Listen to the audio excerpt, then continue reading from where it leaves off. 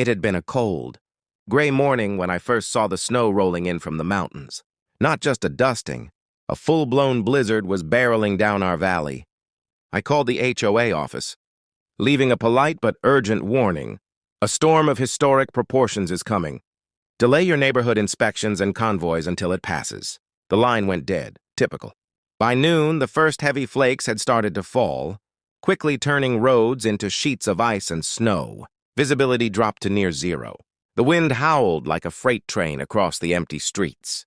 I watched from my window as Karen, the self-appointed HOA president, and her little inspection convoy of SUVs, ignored every warning and barreled down the main avenue.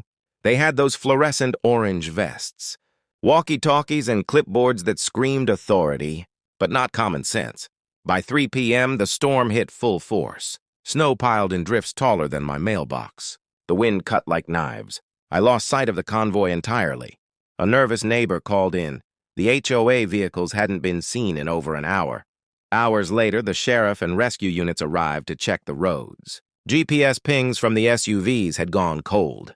The storm had forced them to turn around, abandoning their planned inspections. The HOA staff spent the night in emergency shelters, shivering and scolding themselves for ignoring a simple warning.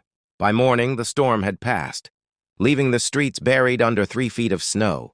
I cleared a path from my house to the road, watched the sunrise glint off the pristine white, and sipped my coffee. The HOA would recover, of course.